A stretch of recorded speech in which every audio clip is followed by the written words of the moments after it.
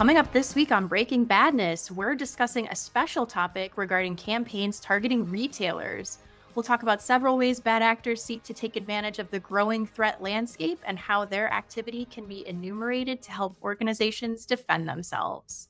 With that, Breaking Badness is next. Welcome to Breaking Badness Special Research Edition, recorded on August 29th, 2024. I'm your co-host, Kali Fencl, and with me is Tim Helming, Sean McNee, and we're joined by Sasha Angus from Scylla Intel. Welcome, everybody. Thanks so much. Wow, video. This is cool. We're making our foray into the video world. Excellent. Yeah. Excellent. It killed the radio star. It did. That's another topic. Yeah, streaming killed the video star. That's Yes. true. I'm excited to be joined by you three today to talk about some special research that the Domain Tools is actually sharing regarding these retail campaigns. So this is a very important topic to discuss. Like, retail touches so many other industries. I guess I'm going to pose this question to everybody here. Why do threat actors take advantage of the retail space? Like, it might seem straightforward, but I think there's more layers to it. Wouldn't you say? I think Woodward and Bernstein got it right to follow the money. That's exactly right. Yeah. There's so much money there.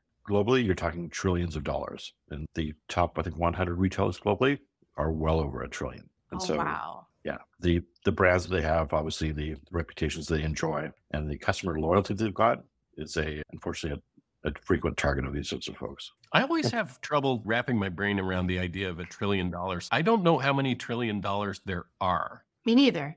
Does anybody know that? Somebody probably knows it. Where does $1 trillion fall into, I don't know, the GDP of a big country like the United States? We know anything that has $1 trillion, it's a lot of money. I think the US GDP is something like 25, 26 trillion or something. It's pretty big, but assuming I'm not wrong, that says that retail by itself is 1/25 of the entire US GDP. Yeah. So that's like a pretty big chunk. Yeah, not to mention all the industries they support. So when you think of like transportation, logistics, commercial real estate, like finance, all the different aspects of the retail chain, it's massive. Yeah, it's not, when we talk about it like that, Sasha, it's not just about like clothing, right? I think people are just like, oh, it's just like clothes and toys and goods like that, but it goes a lot deeper. So yeah, no, they're a pillar under a lot of different industries. So what impacts them ultimately will impact other industries as well. And vice versa, right? The attack surface is gigantic. And so there are so many routes into going after retail because of that. Particularly with the transition from bricks and mortar to e-commerce and online retail, it's become a factor larger. So what unique threats face retail specifically? Large retailers spend a lot of time cultivating their brands, right? So the brand linked to a retailer is super important to them, right? Certain retailers want to convey luxury, and others want to convey like value to customer, being able to find everything that you want. And that connection and relationship that specific retailers try to grow is something they spend a lot of time, a lot of effort, and a lot of dollars. And so if a bad actor is like, hey, I'm just going to misuse this brand reputation and trust to my personal bad actor's financial gain, like that's terrible for the retailer and possibly fast dollars for the bad actor. Yeah. Like, one of the things that I had mentioned in the American Girl research is the idea that, if your reputation takes a hit, especially in a fandom like American Girl or something else, it doesn't have to be that one specifically, but it's just like people will go elsewhere. Do you three feel like that's true? Will people actually go into another fandom if they feel like the reputation of that particular brand has been threatened and then the brand hasn't done anything about it? It's possible. Yeah. But again, like that sort of fandom is a proxy or another word for customer loyalty, right? They've invested literally hundreds of millions, if not billions of dollars in these brands. And the value that they create is in customer loyalty. And so when an actor can take advantage of that customer loyalty, unfortunately, it's certainly hit to the brand to a certain degree, but it's also impacting like regular consumers where they think they're getting what they want, they think they're getting what they paid for. And sadly, that often is not the case. So yeah, this type of fraud there's multiple victims in that regard. And people have connections to, I think you put it well, Kali, when you talked about fandom, like people have connections to the bigger structures in society that are important to them. And so when they feel like whoever created that. So in this case, it could be a retailer, but we could also be talking about entertainment or anything like that, where there's this like emotional attachment and fandom that gets connected to it. They expect the creator of that or the retailer or whatever to be a good steward of this thing that they really care about. And if they start to feel like that entity is not being a good steward, like they're not looking after things well enough, they're not responding the right way to PR crises that come up or things like that, then people, they feel burned. And so that's a risk. And part of it, quite specifically with retail, I think people will feel like, I'm not going to go shopping on site X, Y, or Z because I don't trust, like, I like it, but I feel like there's a reasonable chance that it's going to lead to my credit card being stolen or worse. And so I'm just not going to shop there, or I'm not going to shop there until I'm really confident that they've gotten their act together from whatever it was that disrupted things. Thanks, Tim. I think that's a really good point to make. So we'll talk about the growing threat landscape and the research into how this activity can be enumerated and clustered to help defend themselves. That's where we're going in the conversation. So I guess to start, what did the pandemic bring change-wise into the retail landscape? Because I think that's probably a good place to start. We all started wearing gloves at the store. And masks. Everybody still does that, right? I'm not the only one. Oh, yeah, when you could. I think part of it was is quickening the transition, or an emphasis on the online business model versus bricks and mortar. And so I know a number of the actor groups picked on that very early days, which was the idea of a store closing, those types of like flash sales, they would try to emulate, so that if a brand was indeed closing retail locations because of the pandemic, then they hopped on that very quickly and tried to emulate that, so that people who thought they were getting like sweetheart deals and store closing deals were essentially being just defrauded, because they were standing up sites that looked very similar to the ones that they're used to and think that they were purchasing goods and services that they thought were legitimately offered by the retailer, then they were clearly not. And so a number of the groups, they definitely hopped on that sort of theme very early days. I think the reality is, recently, I've noticed you're not going to get more than a 10% discount at these stores, is what I've been finding. But people are looking for better discounts, because with inflation and rising prices, people are feeling constrained. Yeah. And so they're trying to find a reasonable deal. And it's an opportunity for a bad actor to create a lure, to create fake websites, pretending to be going out of business, or this location's closing, everything must go. Yeah. It's ripe for abuse. So what was found in this particular cluster, knowing that information? Yeah, so this cluster number 1 that we want to talk about here does prey on this exact sort of concern. So this was a set of domains that we found that were all grouped together that redirected users to a outlet store or store closing kind of fraud. And we saw this across several different brands, not just one, right? Everything from like your Target to other more retail specialty stores like your GameStops, and other even like just wholesale, kind of pretending to be, we've got deals. But every time it was just like, here is this site. You can start browsing through it. Of course, once you start looking at the screenshots or start analyzing these websites, they're all the same templates. So we start to see that the bad actor here had one set of templates that they used to render a website, and would just plop in a different picture, plop in a different logo, plop in a different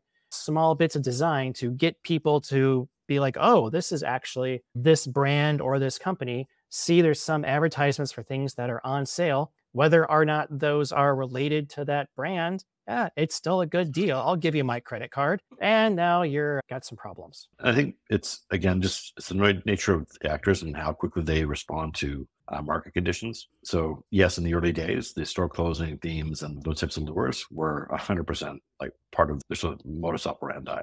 And as stores started to reopen, as like retailers were able to return to a semblance of normalcy, they followed them right along, which was, okay, we're going to do away with the store closings, and we're just going to go and impersonate brands and try and get folks who have now become accustomed to shopping online to fall for their new lures. And yeah, as the store closing sort of themes and as the pandemic evolved, they evolved along with it, which was disconcerting to see, because it would open up a broad new swath of opportunities for them. But I think you also touched on something really important, Sean, in the reuse of those templates, because reuse of resources in a variety of different ways is a double-edged sword for the criminal actors, because it gives them a lot of efficiencies, right? They don't have to create each thing from scratch uniquely, so it scales. But at the same time, we talk all the time about how infrastructure reuse is really useful for us as defenders to enumerate the assets that are held by those adversaries. And so they face this dilemma, and I'm glad they do, where either they have to create everything individually, which is much slower and ultimately is going to cost them, or they have to reuse resources and run the risk that it can blow open an investigation and expose a lot more than they ever would have wanted to be exposed. You saw examples of that post the store closing pieces where literally one domain, if you look at the screenshots, literally even like week to week, you would see them one day being a furniture retailer, literally the next day being a Steve Madden like lookalike. Mhm. And then after that, I think it became Kali's bugbear, which was the USA girl. Yeah, they're not discriminate as far as the brands they go after. They were looking at folks that would ideally want to purchase those products and services, and they pivoted quickly. Oh, I don't know if they're doing American Girl and they're doing Steve Madden. I think they have a lot of taste and are being very discriminate in the brands they're choosing to go after. They're targeting my inner child is what they're doing, Sean. Kali's at the center. Yeah, as we're like talking about the templates and how it's reduce, reuse, recycle, I just keep thinking of the Pam GIF from The Office. Look at these two pictures. They're the same picture. We should include that in the show notes. We can, because now we do video. Yeah, we can just put it right into the show through the magic of post-production. If you look. Yep. Corporate needs you to find the differences between this picture and this picture. They're the same picture.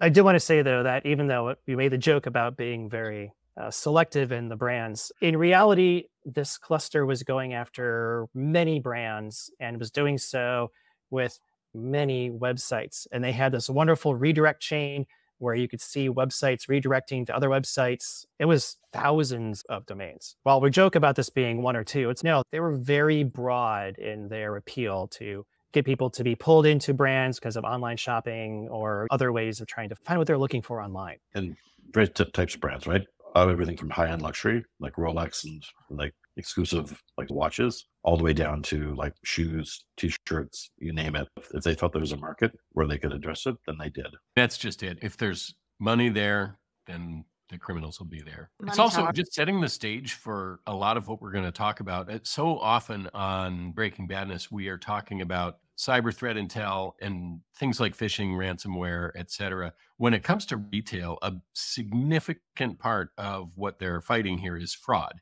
And so we don't always talk about fraud on the podcast as much as other kinds of hacking and cybercrime and so forth. But it's important just framing this, that fraud is an immense part of what folks in the retail sector are thinking about when they're thinking about how bad things happen online, which isn't to say that phishing and ransomware and all those things don't affect them. Of course they do. So like moving into the second cluster, which does focus on brand impersonation and financial fraud, there's folks out there, especially as we're talking about like the economic climate following the pandemic through to today, people trying to supplement their income with side hustles, and bad actors are following suit. They also are performing their own side hustles to get some extra income. So what we're seeing here is the bad actors taking advantage of individuals looking to make a little extra money. Can we talk a little bit about that? Yes. Cluster number 2. Now, I will say, note, like we are saying clusters here. If you read the blog post, we actually have wonderful pictures of the clusters of showing how the domains and IP addresses do actually link to each other. These are clusters in literal sense and clusters in a figurative sense.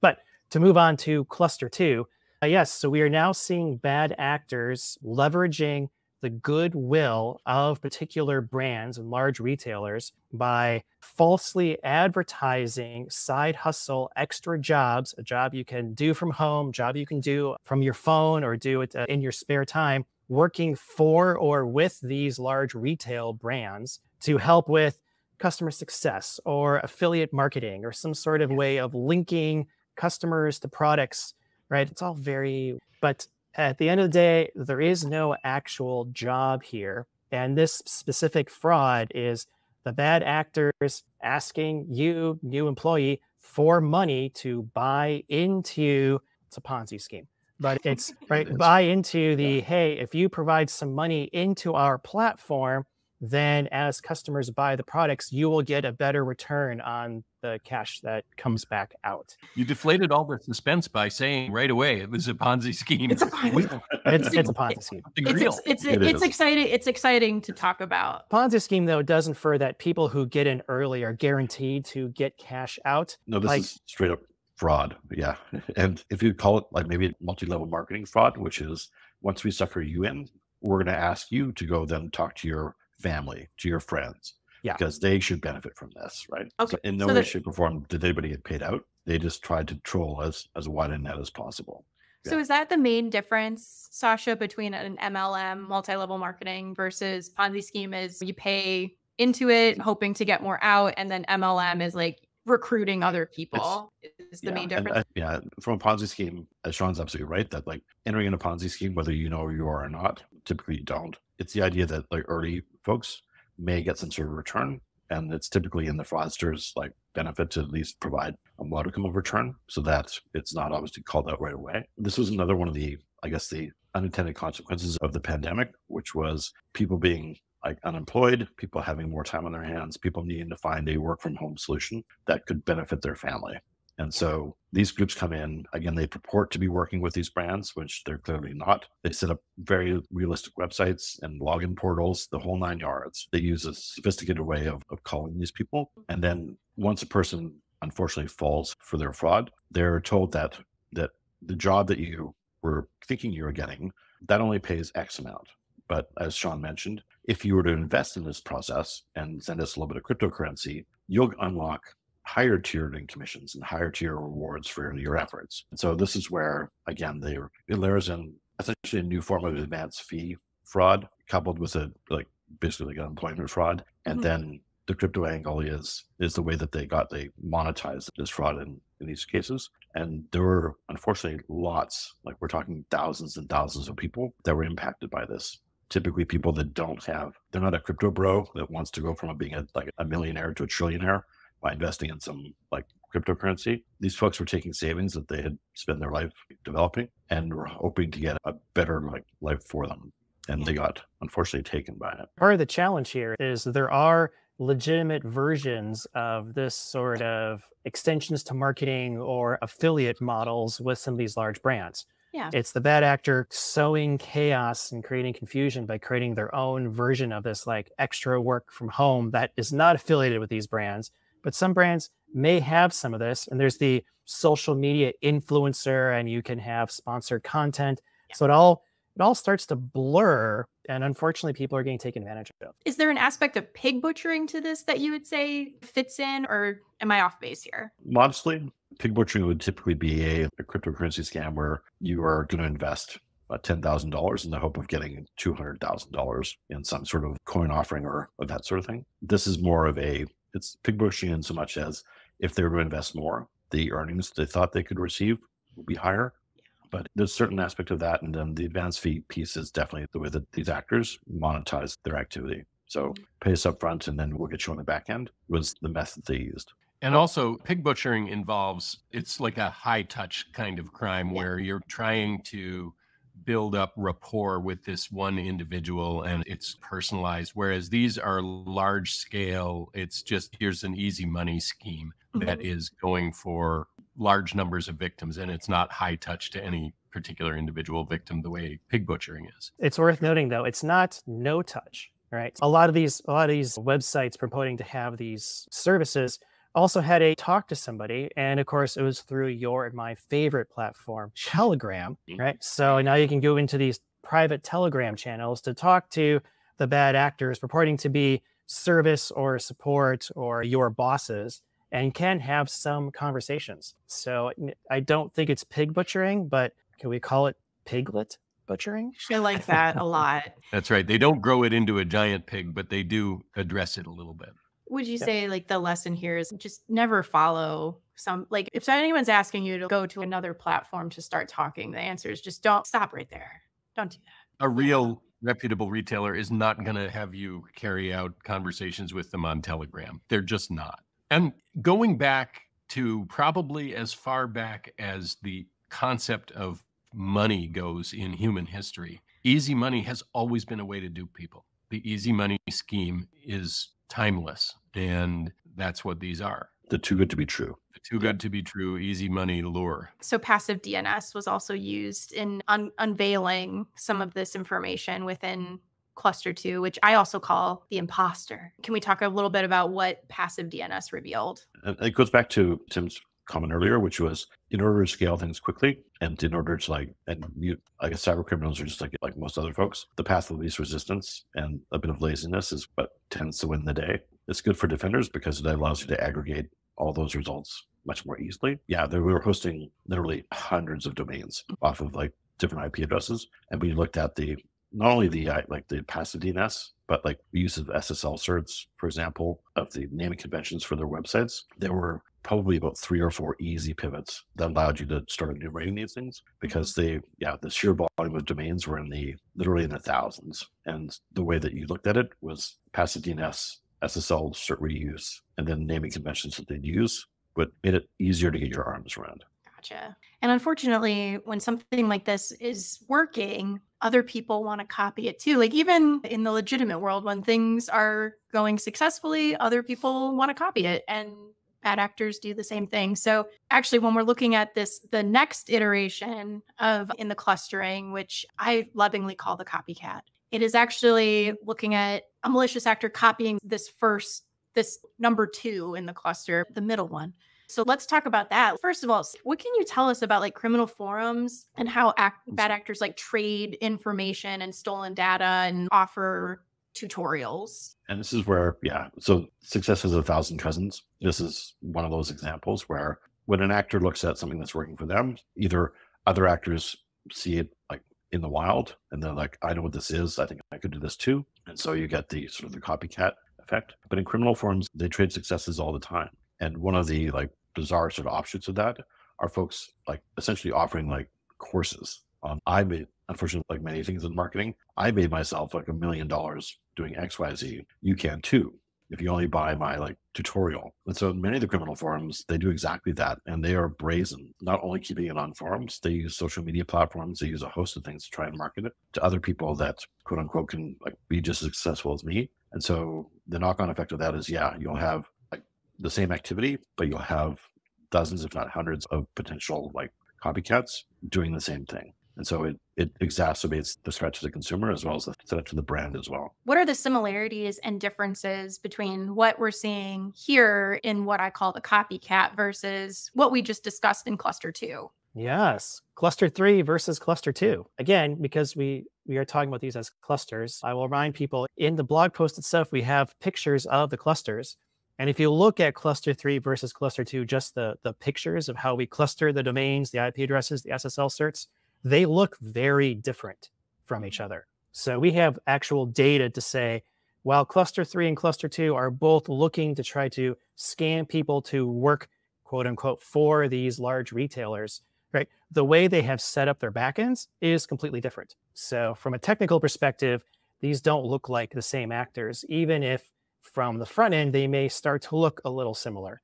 But if you look from the front, the screenshots are different, even though cluster 3 has its own brand of templates that it's using, but are, again, different from cluster 2. So it feels like somebody read the idea and is, oh, I could make this work. Cluster 2 had a modest naming convention. Cluster 3, you could quickly identify like naming patterns of the domains they registered, which is typically the brand that they're infringing, and then a series of numbers behind it using .com, .shop, the usual sorts of like top level domains. And so once you saw those and you could understand the use of the infrastructure they're looking at, be able to do advanced queries within Iris was one of the ways of enumerating them, which is we know the go-to domain registrars, we know their go-to infrastructure, and we know the naming convention that they typically use. And so let's look at all the domains that have registered in the last 2 or 3 years. And you can see a large output from that sort of exercise. Yeah, the clusters are quite tight for cluster 3. And yeah, it's literally like PP22, PP23, PK7, PK8, PK9, AA1, AA2, DD1, DD2. Like these extensions they put on after the name of the brand they're infringing, like not super surprising or challenging. They gotta get through it quickly though. It's all about scale, right? And so for each of these services, for each of these like clusters, how do you quickly scale it to the degree that they want to or need to? And so in the first cluster, it was definitely like the reuse of templates and sort of services that provided them. And those are the way they scaled like very quickly and continue to scale, unfortunately. The cluster 2 and cluster 3, definitely the same thing, which was a modest amount of development work on their side in order to create a panel. And once they did, then they reskinned those panels with like constant regularity. Although one of the other differences between cluster 3 and cluster 2 is cluster 3 went more directly for the crypto play, right? They were much weaker in the whole like, oh, working for this brand, get commissions. And it was more like brand gets you in, invest some crypto, make some money. So they were even less nuanced with the work you had to do. It was just more of a straight up. Sean's right. Yeah. The theme of getting rich and like how you get rich was definitely a message that they're pushing like strong as far as their entire program goes. Yeah. Would you say cluster 2, it was more subtle in that regard then? Yeah, they didn't play it up as much as the third cluster. The third cluster, they're all about like making the Benjamins and becoming wealthy from participating, which again, when you have multiple offerings and people are seeing different, like I can do this crypto scammer, it sounds bad, but if you look at the first one versus the second one, if the second one's more hyperbolic, it's more aggressive, and folks think that's their better path to a better future, then yeah, they're likely to probably go with the latter. It's unfortunately, again, part of human nature. Cluster 2 tried to purport to being a job, right? Yeah. And cluster 3 is more like, oh, I'm going to use this brand to lure you into a conversation about making more money, right? In both senses, the brand is being tarnished, but in cluster 2, the brand is being almost more tarnished because of the proportion for the job. So where do we go from here? What advice can we offer brands and what can we offer people that might get harangued by something like this? I guess we'll start with brands. Like, what do we want to say to them first? There is a lot you can do to start to find these networks and expose these fraud networks just because of infrastructure reuse and these sorts of patterns that these criminals are doing. And so it can be really satisfying to build up these compound queries that give you a fingerprint of the activity. So like we've been talking about, there's a particular registrar and the domain contains certain words, and there can be in some cases either commonalities in name servers or in certificates or in the server type, that there are all these different categories of things. And it's not terribly hard once you have done it a little bit. It's not terribly hard to put together these fingerprinting queries in something like an Iris Investigate and build up a cluster like are shown in the blog here. And this is something that retailers should be doing because it gives them, it exposes a lot of fraud for the amount of effort that they and time and effort that they put into examining the infrastructure. Yeah, the flip side of this is also, we haven't spent a lot of time talking about specific retailers because almost all of them are being targeted, right? If there's a retailer that you are thinking of right now, dear listener, like they were probably targeted as part of this. Yep. When we want to talk to retailers about this, there's also the notion of you are not alone in being targeted. So working through like the retail and hospitality ISAC, for example, or cooperating with law enforcement, the NCFTA, FBI, and other resources. Like there are ways to share information with other fellow retailers to identify these bad actors and work as a coalition to take them down. NCFTA is phenomenal, by the way. They're a really great group. For anybody watching this who's not familiar, look them up if you're interested in protecting the retail environment. A lot of good stuff there. Yeah, it stands for the National Cyber Forensic and Training Alliance. I think actually before we exit today, maybe we'll give a quick shout out to our friends at Maltego because we kept mentioning the visualizations in the clustering. So those are our friends at Maltego. Thank you for those. If you're listening, hope you are. Is there anything else we want to leave our listeners with before we exit for today? If it looks too good to be true for making money online, it probably is. Yeah.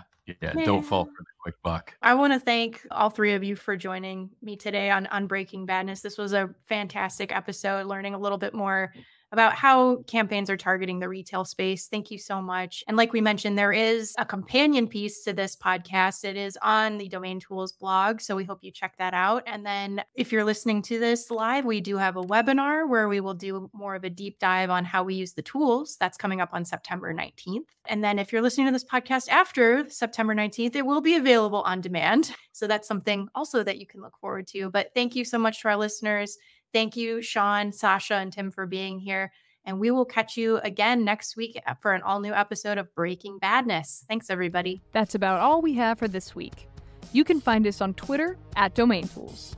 All of the articles mentioned today will be included in our blog post, which can be found at blog.domaintools.com.